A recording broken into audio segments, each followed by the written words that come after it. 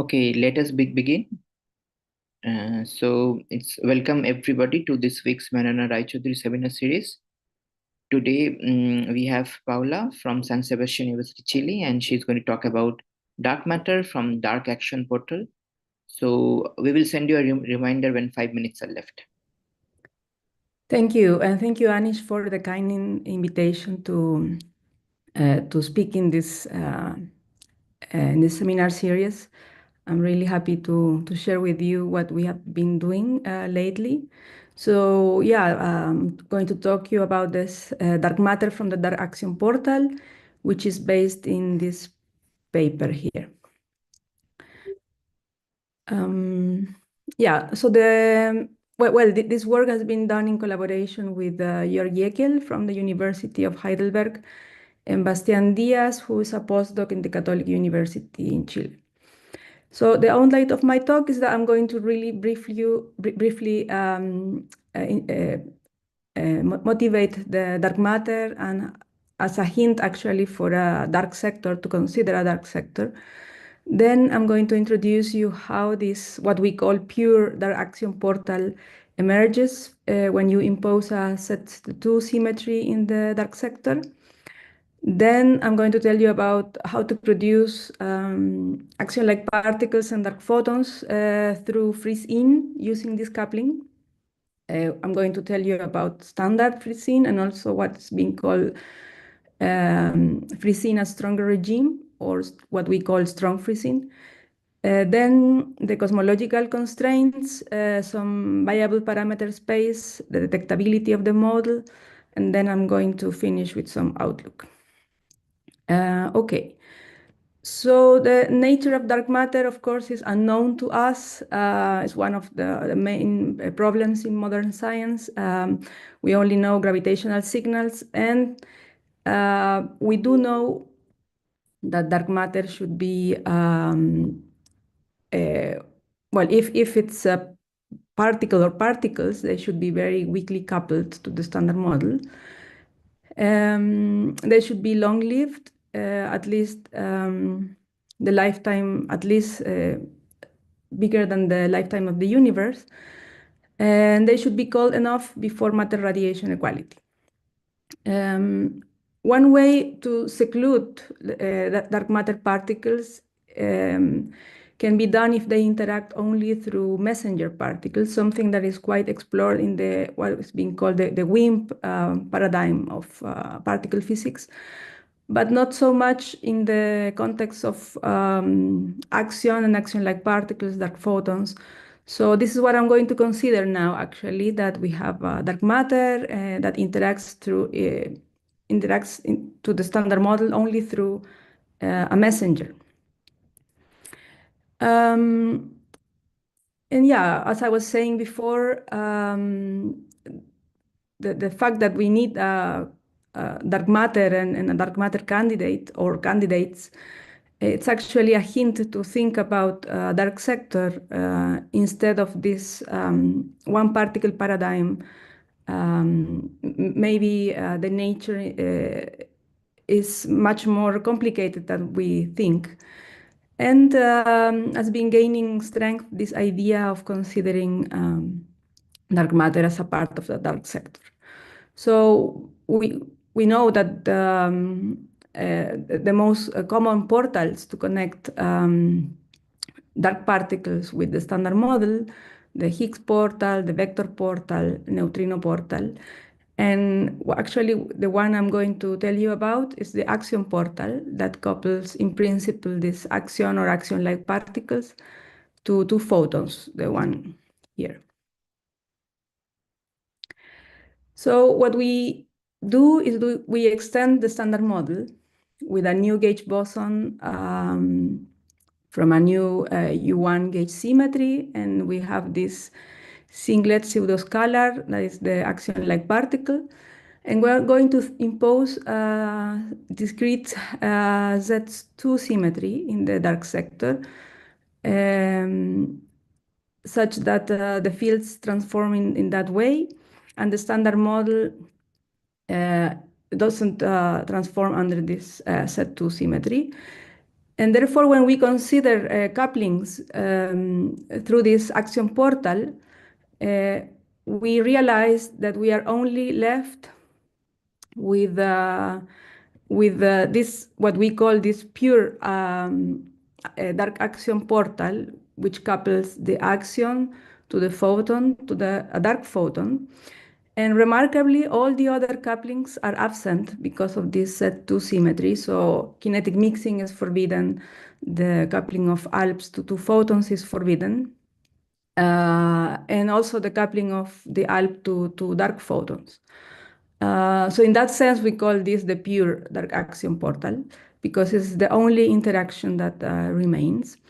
And what I'm going to consider in principle is this then this coupling to photons, but of course, if the energy is above the electroweak scale, we switch to the coupling to the hypercharge instead of the F mu nu. So we call them the same, even though, of course, we make the distinction that we replace one for the other when needed. So we, as a team, some of us have some experience working with this portal. In this paper, we already studied the case where these particles are lightweight, the dark photon and the ALP. And we found that there's quite rich phenomenology in this model. So this model, for instance, features the parametric resonance when these particles are lightweight. And therefore, we have to check for the stability of the dark matter. Also, the coupling can induce CMB distortions when one of these is the dark matter, one of these lightweight dark states is dark matter, so you can have CMB distortions. You can alter the solar cooling, and you can also have a signal in laboratory experiments, in light shining through a wall experiments. So that's why we find that even though this model features two dark sector particles, it has a rich phenomenology and actually can be constrained and can be searched for. Several works have explored already this dark axion portal. So in this paper, they showed that actually coupling the axion to the dark photon in this way doesn't spoil the strong CPE solution. And there are also some other works that have looked for the phenomenology of this coupling from cosmology or astrophysics. So, so there's been a lot of attention lately in this coupling. I will tell you about two possible scenarios, always in the freezing regime. So we will consider what we call standard freezing. So where the initial abundance of the particles is initially negligible, and therefore they build their abundance through the thermal bath, but these interactions are not enough to bring them into thermal equilibrium, and eventually they freeze in, as you can see in this typical kind of plots for the yield versus the mass over temperature. And in here, the role of reheating is quite important because, well, I'm going to motivate you or convince you that this production is dominated by the UV, and therefore it's sensitive to the highest temperature in the universe, which of course doesn't have to be the reheating temperature because maybe inflation is really complicated. But I'm going to assume for simplicity that this highest temperature is the reheating temperature. And of course, then this abundance through freeze-in is strongly dependent on this reheating temperature, and therefore I'm going to allow the reheating temperature to be smaller than what is usually considered. motivated by the fact that actually the reheating temperature is not constrained except for the temperature in Big Bang nucleosynthesis. So we do know nothing about what could be this scale, and therefore I'm going to assume that as far as I do not interfere with the process of BBN, which is around a couple of MeV, the reheating temperature can be anything above that scale. I'm also going to consider, well, I'm sorry that I have to say that the only issue with this standard free scene is, of course, that it's hard to prove because you predict really weak couplings. And of course, then it's hard to test this kind of scenario. But then I'm going to go to this strong free scene regime that has been put forward in this paper, where it can be done if the temperature in the thermal bath is below one of or both of the masses of the dark states. And in this case, only the particles at the Boltzmann tail of the distribution have enough energy to produce dark particles. And this means that the abundance is exponentially suppressed.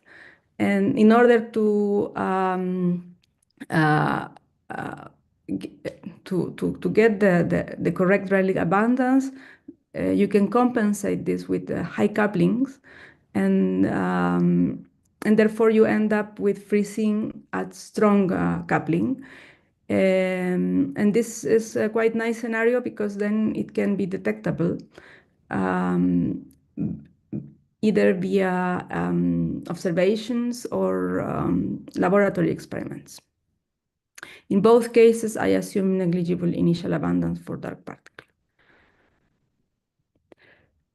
So as I told you, I'm going to consider the free scene. In this case, the mass of the axion-like particle and the dark photons is heavier than in my previous work when we considered lightweight or ultralight particles. In this case, they are above the kilo electron volt, and actually the dark photons above the mega electron volt. Because I want them to be non-relativistic by the BBN epoch. And as I remind you that the only interaction that is on is this dark axion portal, and the rest are off because of this set2 symmetry. So the process that can produce these dark states, the main one that we found is this fermion anti-fermion annihilation into an ALP and a dark photon. So this is the main process. And as a secondary process, we have the photon annihilation into either ALPs or dark photons, but this process goes as, the amplitude goes as the coupling to the fourth, and this fermion anti-fermion goes to the coupling to squared. Yeah, and when the temperature is above the mass of W, then we also have this process that can be important. So this is the definition of our collision terms. So when we are in the standard free scene regime, as I told you, this is the most relevant process. We find the thermal average cross-section, which at really high energies takes this really simple form. And then when you plug this into your Boltzmann equation, you find that the yield of these particles, the production of these particles is actually identical for both. And as you can see here, it depends on the reheating temperature or this highest temperature in the universe, which I'm assuming is the reheating temperature. And you see here the square of the coupling. So in that sense, I remark that this production is quite sensitive to this reheating temperature, and therefore I'm going to explore several possibilities. For the strong freezing regime, as I said, this can be achieved when the reheating temperature is below the dark particles masses, which I'm going to assume actually the reheating temperature is below both dark matter, both dark particle masses. In this case, the abundance is Boltzmann suppressed. So you have that the yield, for instance, for this fermion anti-fermion process will go proportionally to something like this, the square of the coupling, and suppressed by this Boltzmann suppression, and this T is actually the reheating temperature. So of course, only particles in the bath that are in the tail of the distribution will have enough energy to produce dark particles.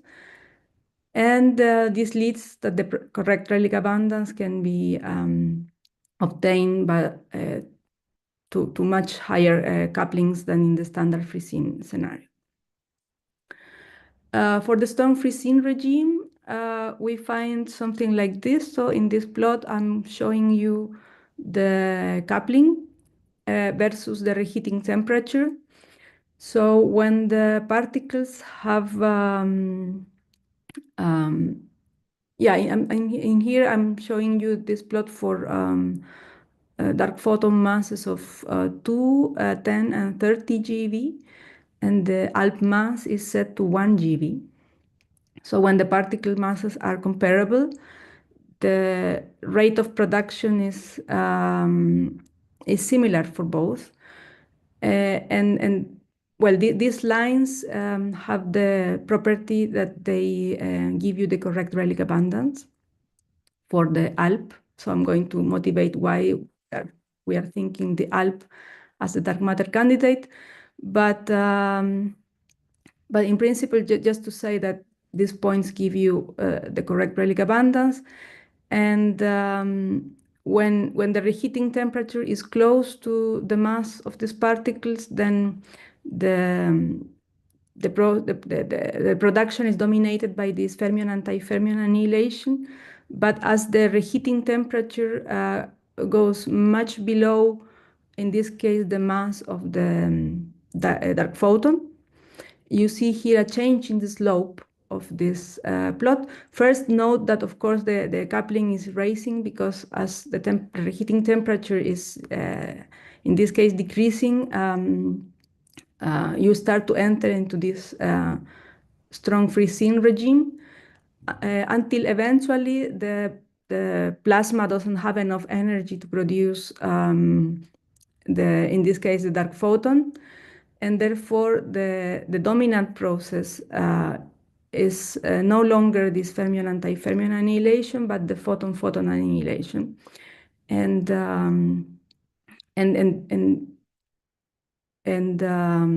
this is what the change of slope that you see here.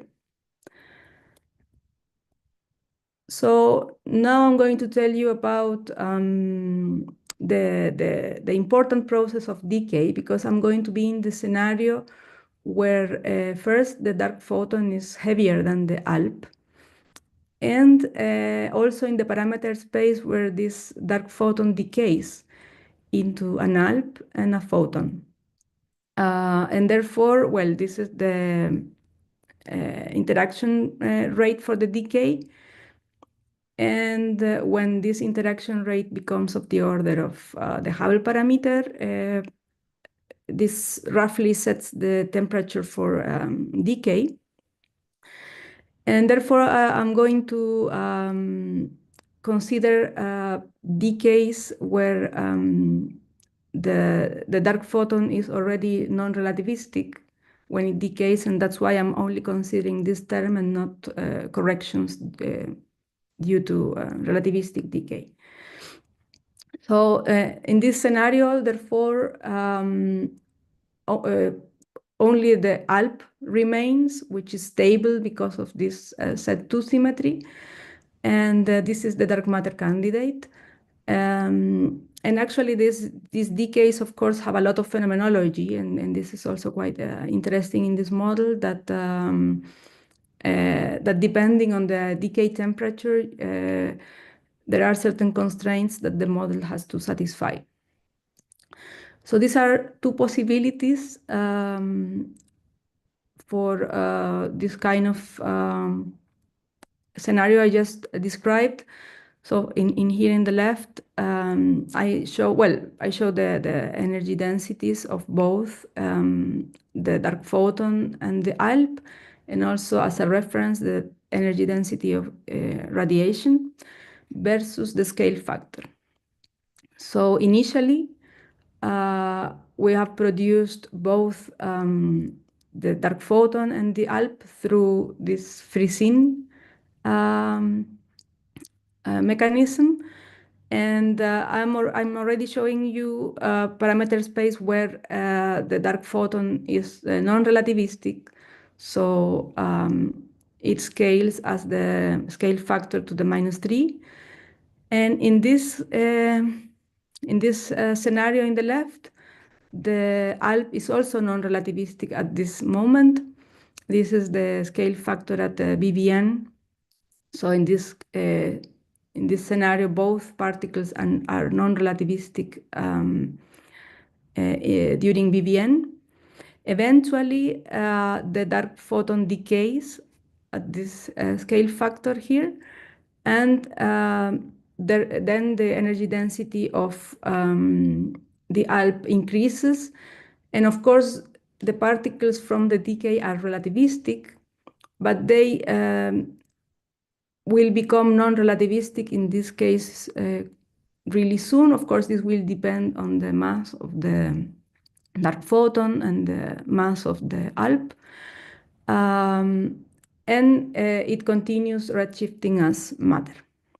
In this other scenario, the dark photon is non-relativistic because I'm always in that scenario where the dark photon decays while non-relativistic. But in here, the axion-like particles from the freezing production are actually relativistic when the dark photon decays. And we end up with two populations of axion-like particles, both relativistic but with different kinetic energy. Eventually, the ones from the reheating become non-relativistic, but the others are still relativistic, and they go through BVN epoch being relativistic. And eventually, of course, they will become non-relativistic, and this can redshift as matter. And of course, a requirement for this ALP to be the dark matter is that it becomes non-relativistic before matter radiation equality. So the decay of the dark photon into this photon plus axion has the following consequences. So a late decay could not give enough time for the ALP to cool down before matter radiation equality, and therefore being too hot with too much kinetic energy during this epoch and interfere with the large-scale structure formation. Therefore, we require that the velocity of this ALP to be smaller than 10 to the -2 times the speed of light at the moment of matter radiation equality. And this will restrict the decay temperature and the mass ratio of the dark particles. And the most intricated case occurs when the decay happens around BVN temperature, because the decay will affect the BVN process itself, so changing the baryon to photon ratio and the effective number of neutrinos. Either because, well, of course, the decay could happen around BVN, but let's say after neutrino decoupling, and this will, on the one hand, lower the neutrino temperature because the neutrinos will not get the entropy share. But also increasing neutrino number because of the ALP, relativistic ALPs from the decay. So this can be actually quite intricated. So We avoided dedicated BBN analysis, and instead we used the results from this paper where they studied the impact of matter-like species around BBN that are non-relativistic around BBN and the decays around that time. They consider two type of scenarios where the decays are electromagnetic or dark. In our case, of course, it's a mixture because we have electromagnetic and dark decay. So in order for this paper to restrict this kind of scenario where you have um, an energy density, non-relativistic energy density decaying around BBN, they parameterized the ratio of the energy of the decaying particle, this X particle, and the energy density in radiation. At the moment, at this temperature, which is sets more or less, or roughly speaking, the beginning of BBN. So they parameterize this ratio with this psi parameter, and they produce global likelihood functions by combining BBN plus CMB data that constrain this parameter as a function of the decay time. So their findings can be resumed in these two plots. So this is for the electromagnetic decay. Basically, you can fix either the BBN abundances of the light elements or the baryon to photon ratio, but you find that this parameter psi gets constrained depending on the decay lifetime, the lifetime of this decaying particle. In the case of electromagnetic decay, they only consider lifetimes up to 10 to the 4 seconds, because later you can interfere destroying these elements formed in BBN. And for invisible decay, you can go to much higher lifetimes, but still this psi parameter gets quite constrained. So we took a conservative approach, and we first kept the lifetime of the dark photon smaller than 10 to the 4 seconds, which is equivalent to a decay temperature of around a kilo electron volt. And to avoid these constraints on photodisintegration of light nuclei, we also restricted this parameter to be 10 to the minus 5, smaller than 10 to the minus 5. So with these considerations, we scanned over the parameter space. Although first I want to just show you a more simplified picture how it looks like. So giving a reheating temperature, we will be able to scan over this parameter space, requiring that the dark sector doesn't interfere with cosmology. So in here, I'm showing you the coupling versus the dark photon mass. And I have fixed the ALP mass to be 0.1 times the dark photon mass, and I'm considering a reheating temperature of 10 to the 10 GeV. And the lines here just set the decay temperature of this dark photon. And sorry, the purple line is where you get the correct Rayleigh abundance for the axion-like particle. So when you start to impose these cosmological constraints I just mentioned, you will restrict some of the parameter space. So in here, I haven't yet applied my constraints, but if I require that the dark matter is cool enough at the moment of matter radiation equality, I constrain all these parameters shown in yellow. Of course, in this green parameter space, I'm not interested because in that region, the dark photon is stable and doesn't decay.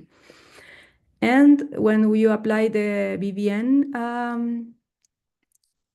constraints, you can exclude all that parameter space, and therefore something interesting about this model is that it predicts a narrow window of availability, then therefore can be used to search for, to prove this model. Now I'm going to show you my scans now over the ALP and dark photon masses. So we scan both masses, and we also scan over the reheating temperature. And the lines I'm showing you here in color all predict the correct relic abundance for the axion-like particle, and they consider different reheating temperatures. In this case, my plot is the coupling versus the ALP mass, and you can see, as I just showed you before, that what we would call the standard reheating or reheating at high temperature has only a narrow window of masses where this is a viable scenario, and actually for heavy axion-like particles. But as you allow the reheating temperature to get smaller, you see that this parameter space opens up to reach actually around the kilo electron volt mass for the ALP. And therefore, basically, by changing the reheating temperature, you can scan over a wide range of masses for the ALP as a dark matter candidate. So I remind you that in this case, the reheating temperature is always above the mass of both axions and dark photons. These are my results for the strong free scene scenario. So in here, again, the coupling versus the ALP mass, and the color shows you the ratio between the dark photon and the ALP masses. So in yellow is where this the ratio of these masses is high, and you see that this is actually happening for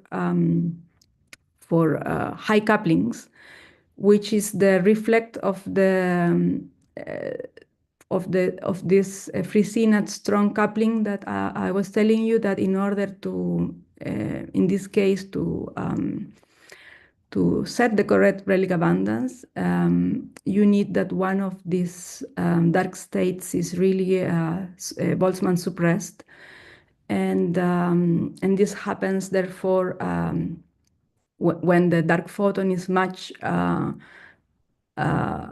more massive than the ALP.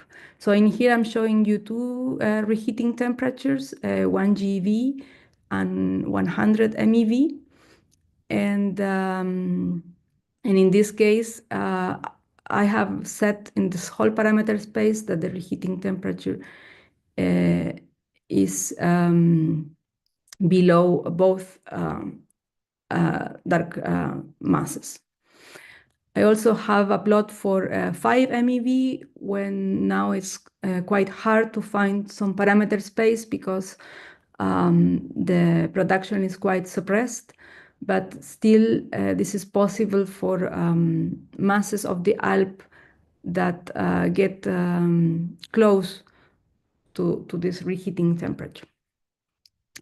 In order to find the stability of this second scenario of the strong free scene, we have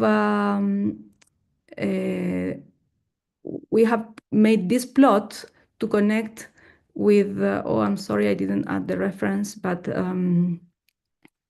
yeah, I forgot to add the reference. We have this paper where they consider also this dark axion portal, and they constrain the axion portal in laboratory experiments as B factories, beam dam, and collider experiments. So the dark photon is produced through electron-positron annihilation or meson decays, and the dark photon acts as a long-lived particle and decays into a photon and an ALP, and this can be constrained in these experiments. So we translated these constraints for our findings. So I have here two reheating temperatures, 5 MeV and 100 MeV. And in this work, they considered the ALP as let's say really lightweight compared to the dark photon or even massless. So that's why the constraints fairly apply when when you have here these light colors, light orange or light blue.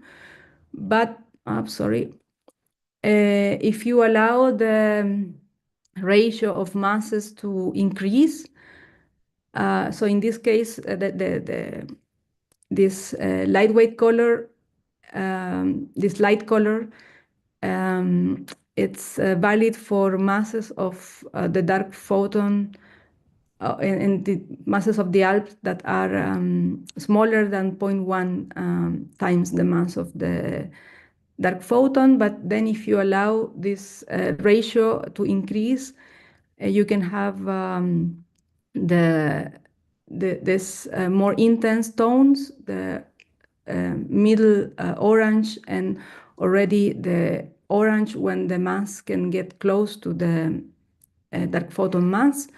So we think that in order to find out if these constraints apply in this scenario where the masses of these two dark particles are not so different, is some pending work, but still we highlight that there is this possibility that this free scene at strong coupling can be tested in this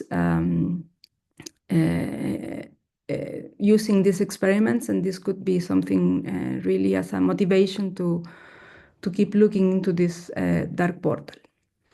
Okay, so this brings me to my conclusions, to some summary. So the dark axion portal is actually an attractive scenario because it introduces this complexity in the hidden sector without losing predictability, and actually, as I showed you in this strong regime, the stability of the model. It requires a dark messenger that communicates dark matter with the visible sector, which in this work I assume this messenger to be the dark photon. But of course, the other scenario is also viable, that the messenger is the axion-like particle. And dark matter through free scene seems possible for masses even around the kilo electron volt when you consider this low reheating scenario, so below 10 to the 3 GeV.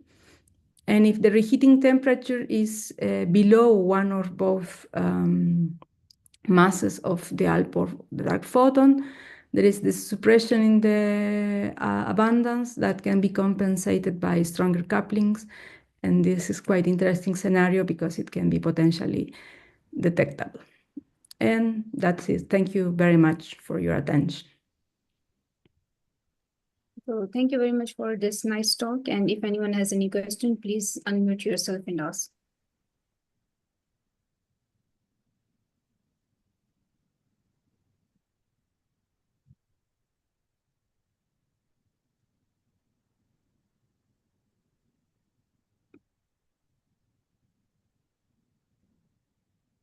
So I think there is no question. So thank you very much. And maybe we should move to the next speaker. And thank you. Amara, are you there? Yes. Hello. Yeah. Okay. Hi. Would you like to share your screen? Yes. 1 second.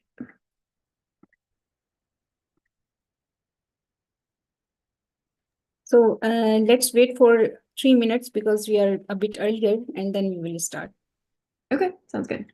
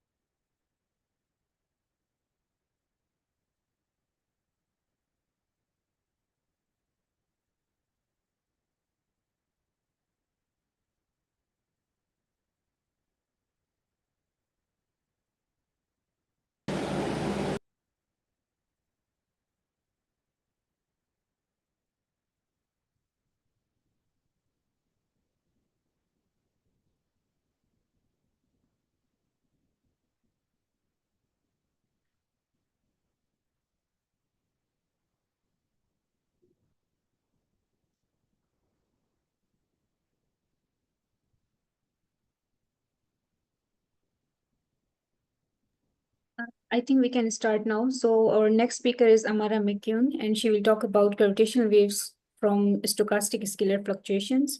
So stage is yours. You can start. I will let you know when you will have 5 minutes. Okay, sounds good. All right.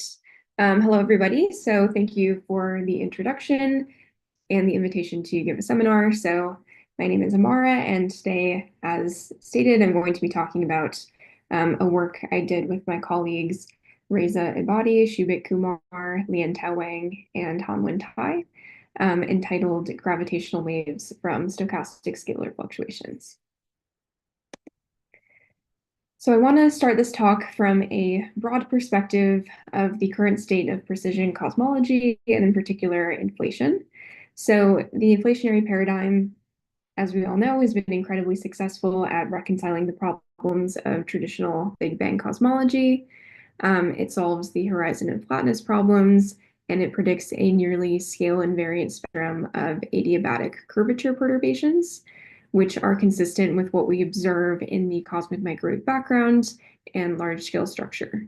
So in the simplest instance of this mechanism, we have an inflaton field that acquires quantum vacuum fluctuations due to the uncertainty principle. The horizon size during inflation is constant, and so as inflation proceeds, these fluctuations get stretched to super horizon scales and freeze out.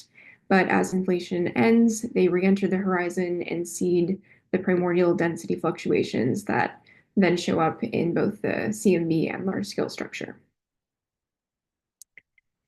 So the CMB really bolsters the inflationary paradigm because quantum fluctuations are a natural pathway to source the anisotropies that we see. Maps of CMB anisotropies have been key in the program of precision cosmology, and especially the angular and matter power spectra that are derived from the CMB. So in general, this has given us a lot of useful information about the matter content of the universe and its evolution, and it's also driven the development and testing of the lambda CDM model of cosmology. So in this picture on the right of the matter power spectrum, we can see measurements from various surveys, as well as the fitted black line, which represents the prediction from lambda CDM. So we have the power here that is plotted as a function of the wave number k, equivalently the co-moving momentum, and we see very excellent agreement. If we zoom out a bit, however, we will notice that the matter-power spectrum only covers about 4 orders of magnitude in K. So here's an extended view of the matter-power spectrum that is found in this paper I cited on the bottom. So this plot shows the current constraints on the amplitude of the matter-power spectrum, which is shown in the shaded regions. And we see that on the left-hand side, the spectrum is very tightly constrained by CMB anisotropies. So this aligns with what we saw in the previous slide. The solid red line on the left shows the measured power spectrum, while the dotted red line represents the projected power spectrum, assuming no new features, in a scale invariant spectrum. So this is just extrapolated from the observed power spectrum. And this prediction is a slightly red tilted spectrum where most of the power is in these small K modes. So at higher K, we have bounds that are set by spectral distortions. And as we go to the right-hand side of the plot, we have only very loose bounds, which are set by considering the overproduction of primordial black holes, which should have formed if we have a very large power spectrum at small scales. There are also some projected bounds included from a few experiments such as Pixie and Lisa. And overall, we see that there's room for new features to show up at higher values of K. And this aligns with the fact that we don't really know what happens after the modes exit the horizon after inflation. And most of inflation really remains observationally unconstrained. So to put a number to it, we can track the number of E-folds that the matter power spectrum is sensitive to. And we find that the current matter power spectrum really only covers about 9 or so E-folds of inflation. And we know inflation must have lasted at least 50 to 60 E-folds to solve the horizon problem. So we're really only sensitive to a small range of the total number of E-folds of inflation. Okay, uncertainty in inflation also extends to the shape of the inflationary potential itself. So here is a drawing by Bauman from his TASI lectures of a simple slow roll potential. So the inflaton field phi in this case rolls slowly down a potential and reheats at its minimum where it begins to oscillate. Constraints on the potential can be derived from the CMB, but in general, there may also be features in the potential that the CMB is not sensitive to. And so really the entire potential of inflation is unknown, and we don't know the specifics of reheating or what happens to the modes later on. So we could have dynamics such as phase transitions or multiple fields, and this is information that we are currently not observationally sensitive to. So the question then is, how can we access these larger co-moving momentum scales to further constrain the inflationary potential and the primordial power spectrum? And so this is where gravitational waves enter the story. So the first gravitational wave signal was discovered in 2015 by LIGO from the merger of 2 black holes. And since then, we've accumulated hundreds of observations of gravitational waves, mostly from binary spirals of black holes and neutron stars. Very recently, almost 2 years ago now, the NanoGrav collaboration announced the observation of a signature in through a pulsar timing array that can be indicative of a stochastic gravitational wave source, so a diffuse random background of gravitational waves. And the jury is really still out on what this source could be. There are a couple of different ideas, but in general, a stochastic gravitational wave background may be made up of many different sources with different frequencies. So when we think about the program of gravitational wave physics, we have a lot of work to do because of the diversity of possible sources of gravitational waves and their possible connections to beyond the standard model physics. So in general, we have maybe 2 different classes of sources. We have astrophysical objects such as black holes and neutron stars, as well as primordial gravitational waves, which could be sourced by quantum vacuum fluctuations, but may also be related to a variety of beyond the standard model mechanisms. So for example, early universe phase transitions can often generate a gravitational wave signature. They may also come from topological defects and other scenarios. So for the purposes of this talk, I will mostly focus on gravitational waves sourced by early universe quantum fluctuations as it relates to inflation. And gravitational waves are in general considered a smoking gun signature of inflation. So a stochastic gravitational wave background is generated from scalar curvature perturbations. So scalar curvature perturbations generate tensor perturbations at second order in perturbation theory in GR. This is just a generic prediction. And the results of those tensor perturbations is then a stochastic gravitational wave background. So I'll go into this process in a bit more detail later on. And when we think back to the matter power spectra, these gravitational waves may also span a very large range in frequency, and we can compute the gravitational wave frequency from each mode that re-enters the horizon with wave number k via the following expression. And here's an example of a few different frequencies on the power spectrum. So I've highlighted the nanohertz, millihertz, and hertz frequencies on this plot. And we see overlap with a few possible different detection mechanisms. So SKA, which uses pulsar timing arrays, as well as LISA and other instruments, such as on the very right-hand side of the plot, DeSigo Einstein telescope for the hertz and higher frequency gravitational waves.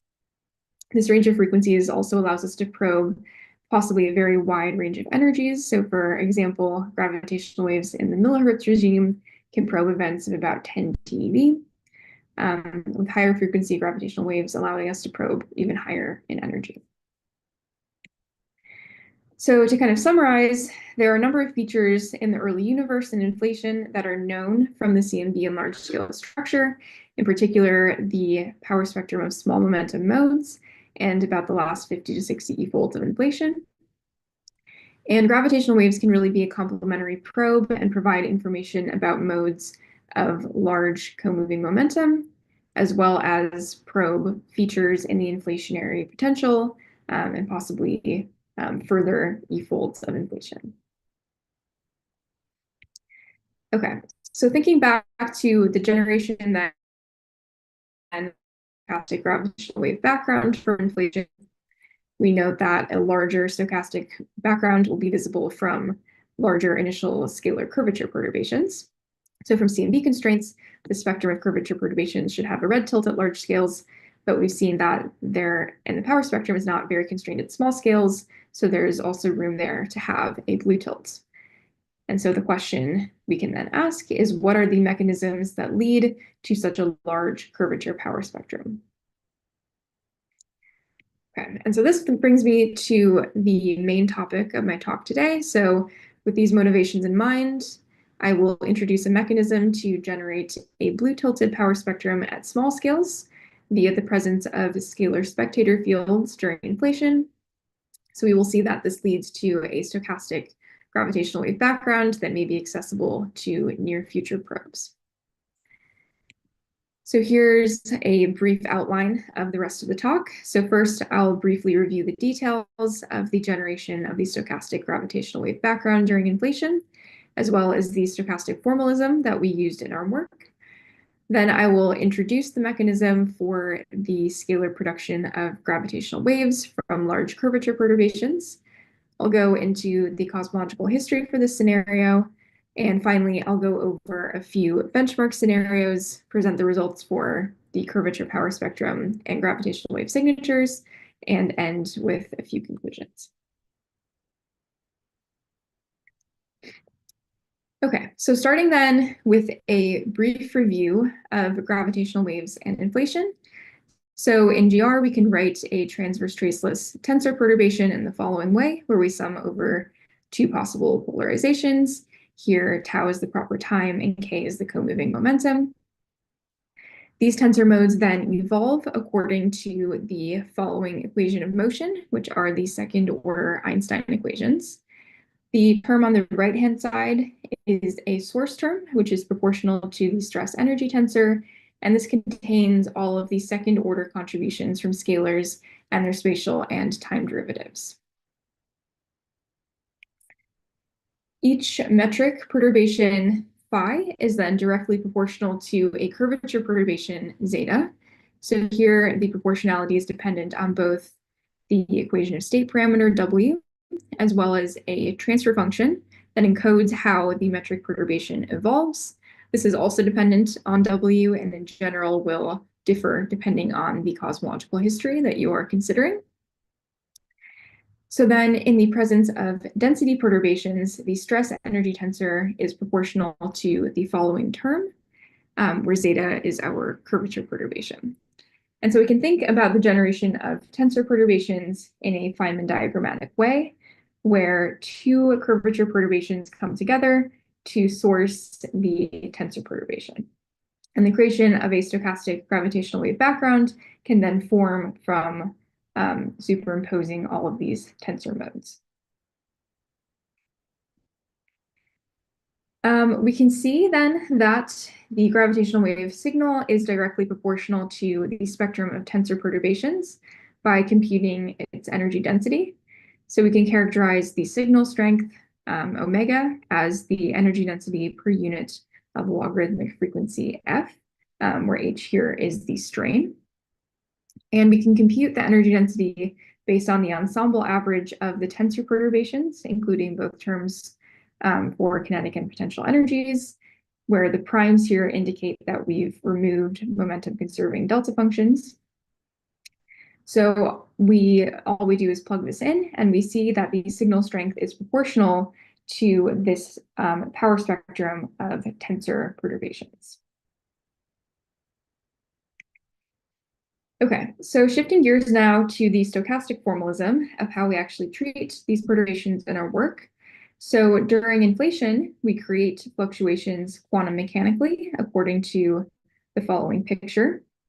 So in this image, the red line tracks the co-moving horizon as a function of the scale factor, which decreases during inflation and increases again after inflation ends.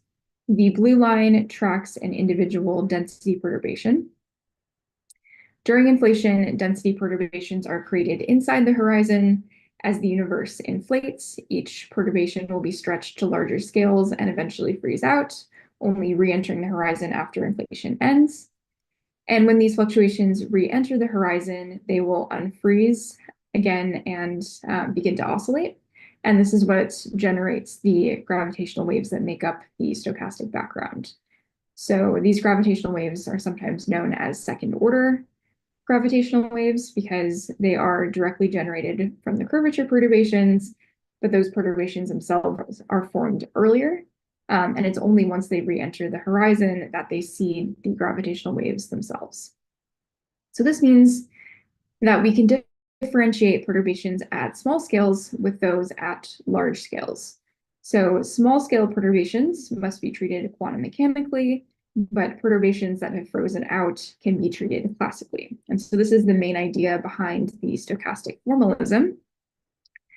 So if we consider this picture on the left, where each box represents a horizon volume, we treat the higher frequency modes as quantum, but we can treat the lower frequency modes as classical. Okay, so more rigorously, what this means is that we can decompose our fields into long wavelength classical components and short wavelength quantum operators in the following way. So for example, if we have a total scalar field sigma, we can write this in terms of a classical component, the left term, as well as a quantum component. And so the quantum component depends on the creation and annihilation operators, as usual, as well as mode functions u. And it has this dependence on a Heaviside step function, k minus epsilon times the scale factor times the Hubble parameter h. And so epsilon here is a constant number that is less than 1, which defines the boundary between the long and short distance modes. The long wavelength components are then considered classical stochastic fields and obey a Langevin equation. The time evolution of the field depends on both its potential as well as this term Kc, which is a random noise term that encapsulates effects from subhorizon physics. And so there's a 1-point probability density function that is associated with the classical component. And there's a Fokker-Planck equation that describes how the ensemble of field configurations evolve according to the underlying Langevin equation. Okay, so with all that background in mind, now we can launch into the problem of how we can generate a blue-tilted spectrum of curvature perturbations. So the power spectrum of curvature perturbations for a single field model of inflation is well known, and it is proportional to the Hubble parameter to the fourth power over the derivative of the inflaton field phi dot squared. And so this suggests that the way to get a larger curvature power spectrum is by making phi dot smaller or slowing down the inflaton. So this would be something like introducing a very slowly rolling phase of inflation. This often requires fine-tuning the potential itself. And so in our study, we decided to focus on multi-field models of inflation. So we can first consider the case where we have an inflaton field phi as well as a scalar field sigma. So the inflaton must obey slow roll conditions, and so it has a mass that is much less than the scale of Hubble during inflation. In general, however, any scalar fields during inflation may have corrections of order Hubble. So for example, we can get a Hubble mass scalar field through a non-minimal gravitational coupling. So in general, sigma could have massive order Hubble. And if we think about these fields in relation to their potential, the very small mass of the inflaton means that in general, it's going to be displaced from its potential due to Hubble friction. However, it is easier for the heavier field to roll down its potential, and so we expect it to be closer to the minimum. So this means that there is more energy in the inflaton field compared to the sigma field. And so the inflaton in this scenario is driving inflation, while sigma acts more as a spectator field that does not contribute to the expansion. Okay, so in this work, we then considered a scalar spectator field sigma with the following potential, a simple quadratic and quartic term. And while the inflaton is responsible for driving inflation, it still also acquires the characteristic fluctuations that are visible in the CMB and large-scale structure. During inflation, sigma is subdominant, but it also obtains quantum fluctuations as it oscillates about the minimum of its potential. And although sigma is subdominant during inflation, as we will see in a few slides, it can become important later on. So when the mode is stretched beyond the horizon, they behave classically. And we can again model them via the Fokker-Planck equation as a classical field and with a random kick on small scales, so that term could see. As inflation proceeds, more modes will freeze out and become part of this classical field, and new fluctuations are continually being produced and eventually stretched to Hubble horizon scales and frozen in. Okay. We can further study the behavior of this classical field sigma by considering its equation of motion. So because it is light, we can write down a slow roll equation for it, and we solve to find the following behavior. So when the modes are inside the horizon, we see that they experience Hubble scale fluctuations, but they have this exponential, which depends on time t star, which is the time after horizon exit of each K mode. So after they exit the horizon, they will start to decay, with the amount of decay proportional to the time that has passed since horizon exit. We can then directly compare the power into different K modes in the following way. And what we find is that this goes like the ratio of each K to a power proportional to the mass squared over the Hubble scale squared. And this tells us that the power is going to be greater at higher K modes, or equivalently, the power spectrum will be blue tilted. So we can also see this pictorially. So here we are considering the co-moving scale as a function of time, the time since the end of inflation. And we are tracking two individual modes, one in blue with a smaller K and one in red with a larger value of K. And so we see that the blue mode, which exits the horizon earlier, will also spend more time outside the horizon than the red mode, which exits the horizon later and re-enters it earlier. And so because the dilution that each mode experiences is exponentially dependent on the time that it spends outside the horizon, the mode with the smaller k is going to be more diluted than the mode with the larger k. So this means that the mode with the larger k, corresponding to the red mode in this diagram, is going to source stronger gravitational waves upon horizon reentry. So this supports the overall finding that the spectrum will be blue tilted. And so we have more power as we go to small scales. Okay, so in order to track the density perturbations after inflation, we have to first consider the cosmological history. So after inflation ends, the inflaton is assumed to reheat into radiation, which then drives the expansion of the universe. The long-term evolution of sigma is then dependent on the ratio of the mass to the Hubble parameter that we saw in the previous slide, as well as the strength of the coupling parameter lambda. And so we can consider how the energy density evolves in time. In this plot on the right here, we've tracked two different scenarios for this ratio, as well as the coupling constant lambda. And the first thing that we see is that immediately after inflation ends, the fields begin to oscillate and dampen, which is the behavior that we expect. We also see that when the quartic term dominates, the field will dilute as radiation. So this diagonal line here is just plotting dilution as radiation.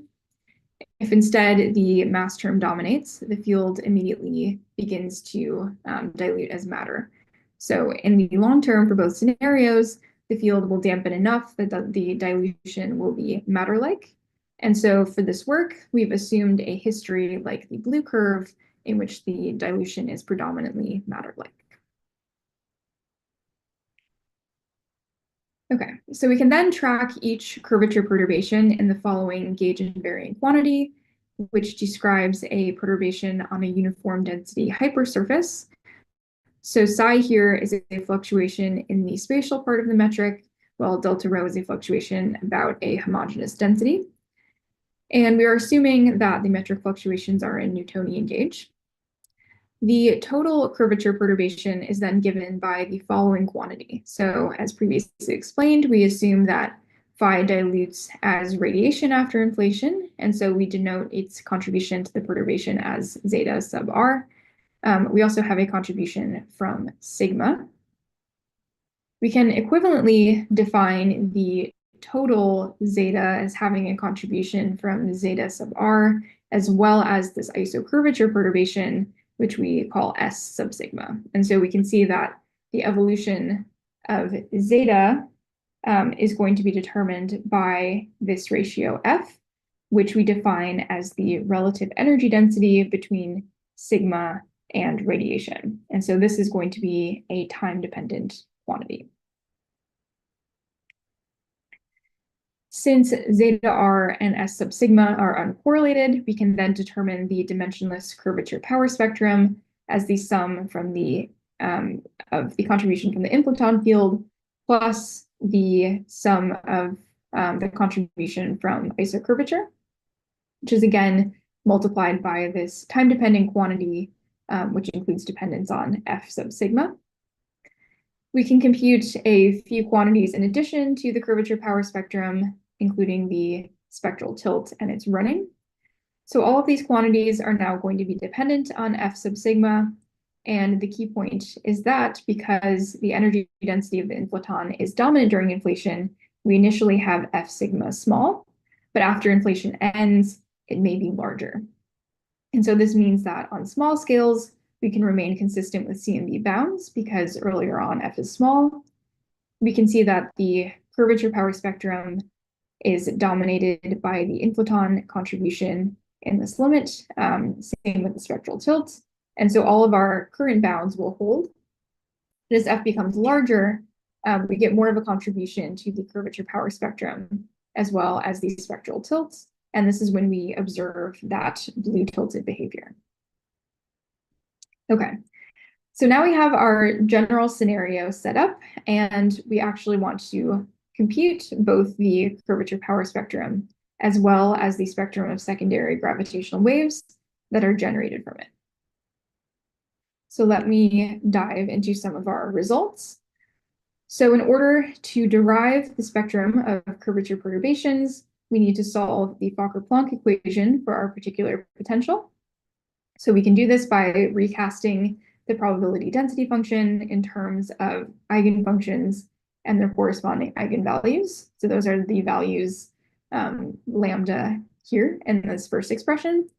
And G2 is a coefficient that comes from the eigenfunctions. So I'm happy to talk about the details of this computation, but I don't think it's particularly illuminating, so I will just show you the results. So we find for the isocurvature power spectrum that we get a sinusoidal function multiplied by a gamma function. And here we have dependence on k end, which is the value of the k mode at the end of inflation. So the specific value of that is going to depend on the cosmological history. So we then have a total curvature power spectrum, which includes the usual contribution from the curvature power spectrum of the inflaton, plus the contribution from the isocurvature mode, which depends on a few different quantities. So first we have dependence on F sigma, which is again the ratio of the energy density in sigma to the energy density in lambda. This requires evaluating F sigma at a particular time. And so we can do this by rewriting it in terms of a time of decay, T sub d. And we multiply by this fraction kd over k, where kd is the mode that enters the horizon at the time of decay. So before decay, F sigma increases with the scale factor, and after decay, it decreases. And so we get two expressions depending on whether k is less than or greater than kd. The specific power spectrum then depends on the cosmological history after the modes exit the horizon. And in order to actually determine what k end and kd are, we need to consider a few different benchmark choices for our parameters. So the cosmological history after the CMB observable modes exit the horizon is usually parameterized by the number of e-foldings. So we can derive this by assuming a fairly standard cosmological history where the universe becomes radiation dominated after inflation until the epoch of matter radiation equality. And so we can derive the number of e-foldings as well as the temperature at which the universe reheats. So for this first benchmark of 62 e-foldings, we've assumed an instantaneous reheating after inflation, while for the second benchmark, we've assumed an extended reheating process. So again, there are a lot of details that go into this computation, which I'm happy to talk about, but this is the main punchline. And so in our numerical results, we consider a few different values for things like the coupling constant lambda and the ratio of the mass squared to the Hubble parameter squared. Okay.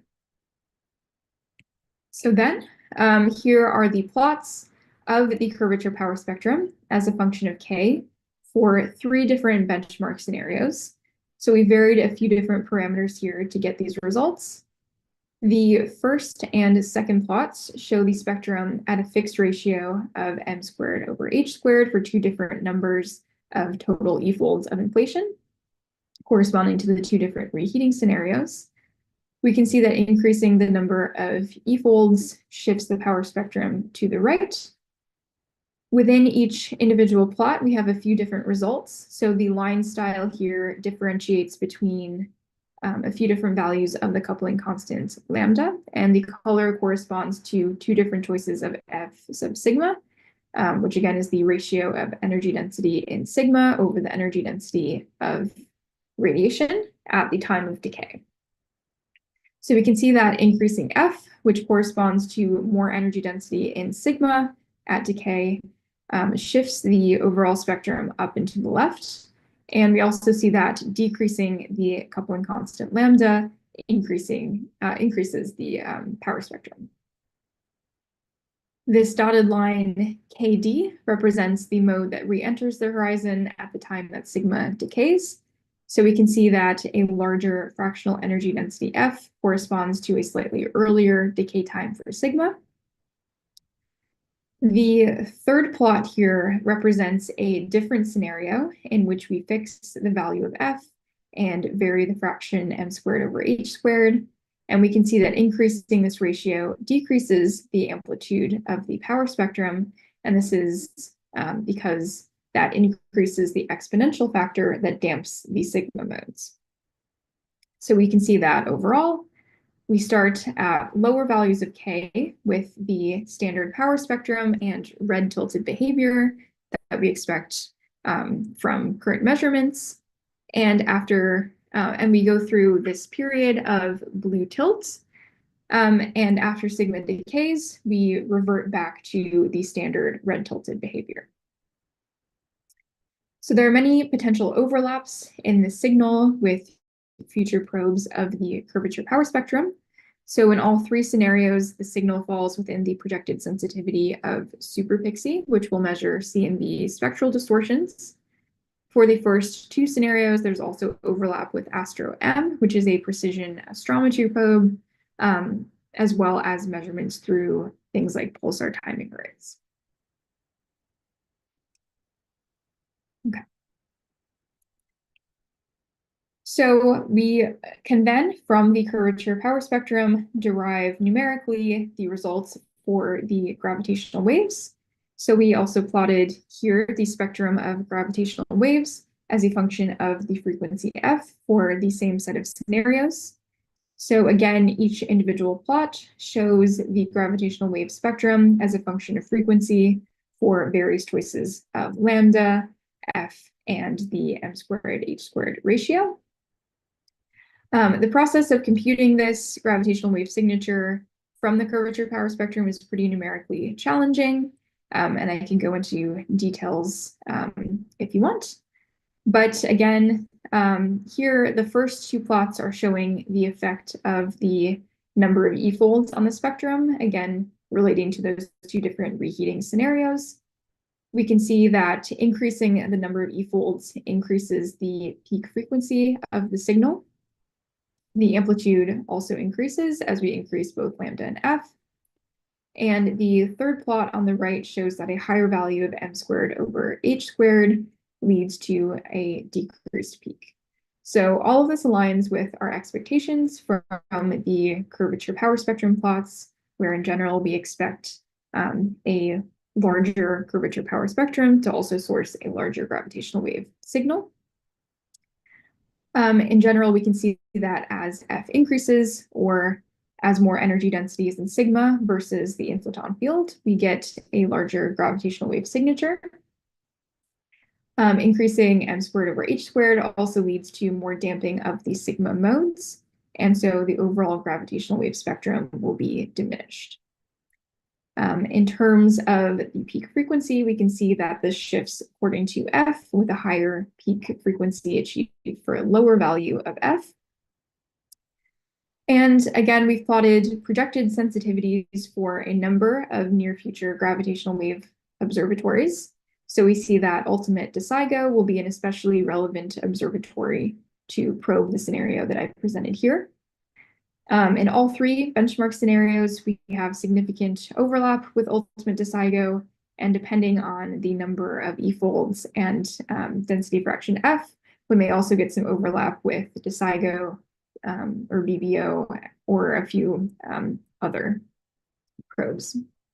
And overall, we can see that we get a pretty wide range for the frequency that is generated. So about 10 to the minus 5 up to 10 hertz. So there's a lot of range here to probe with future detectors.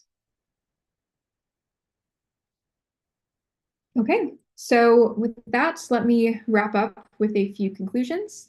So first, we've seen that there is a lot to inflationary physics and the physics of the early universe that we do not know, but gravitational waves, and especially scalar-induced gravitational waves, are a robust prediction that can be used to probe small-scale density perturbations. So in this study, we considered a scenario in which we have an inflaton field that is responsible for both inflationary dynamics, as well as acquiring the quantum fluctuations that make up the CMB and isotropies and large-scale structure. We've added a spectator scalar field, and this scalar field can give rise to large curvature perturbations on small scales through stochastic effects. So this result is pretty generic in that we've considered a fairly simple model. We've considered a fairly standard cosmological history, and we were able to generate a blue tilted spectrum without any fine-tuning of the potential or adding any particular structure. We've also seen that the gravitational wave signature generated from these scalar curvature perturbations may be accessible to future gravitational wave detectors. And I do want to emphasize here that there are quite a number of upcoming gravitational wave observatories that will take data in the coming years and decades. So there is really a lot of opportunity to probe the physics of inflation and small-scale physics in